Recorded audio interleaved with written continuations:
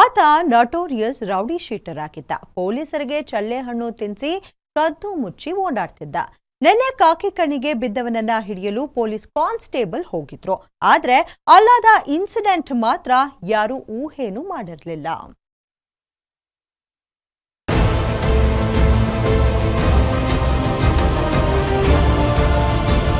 ಈ rowdy sheeter ಹೆಸರು ಶಹಜಾದ್ ಅಂತ. ಬೆಂಗಳೂರಿನ ಕಲಾಸಿಪಾಳ್ಯ ಠಾಣೆಯಲ್ಲಿ ಹಲವು ಕೃತ್ಯಗಳ ಎಸಗಿದ್ದ. ಈತನ ಮೇಲೆ ರೌಡಿ ಪಟ್ಟಿ ತೆರೆಯಲಾಗಿತ್ತು.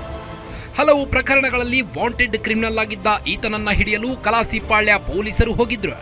ಆದರೆ ಬಂಧಿಸಲು ಹೋಗಿದ್ದ ಪೊಲೀಸರ ಮೇಲೆಯೇ ಈತ ಹಲ್ಲೆ ನಡೆಸಿದ್ದಾನೆ ಈ ಪರೋಡಿ. ಇನ್ನು ಈತನ ಜೊತೆಗೆ ಇದ್ದ ಇನ್ನೂ ಇಬ್ಬರು ಕೂಡ ಈತನಿಗೆ ಸಹಾಯ ಮಾಡಿದ್ದು. ಅವರನ್ನು ಪೊಲೀಸರು ಒದ್ದು ಒಳಹಾಕಿದ್ದಾರೆ. ಶಹಜಾದ್, ಅನೀಶ್ ಹಾಗೂ ಮತ್ತೊಬ್ಬನ ವಿಚಾರಣೆಗೆ ಒಳಪಡಿಸಿದ್ದಾರೆ.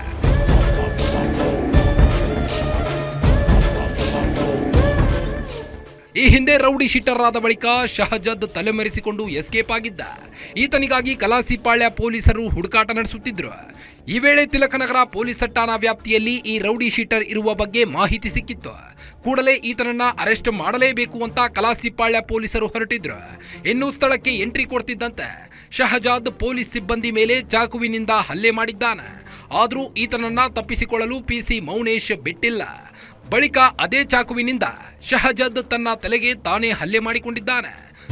ನಿನ್ನೆ ರಾತ್ರಿ ಕಲಾಸಿಪಾಳ್ಯ ಎಸ್ಐ ಒಂದು ಕಂಪ್ಲೇಂಟ್ ಕೊಟ್ಟಿದ್ದಾರೆ. ತಿಲಕ್ ನಗರದಲ್ಲಿ ದಾಖಲಿಸ್ಕೊಂಡಿದ್ದೀವಿ.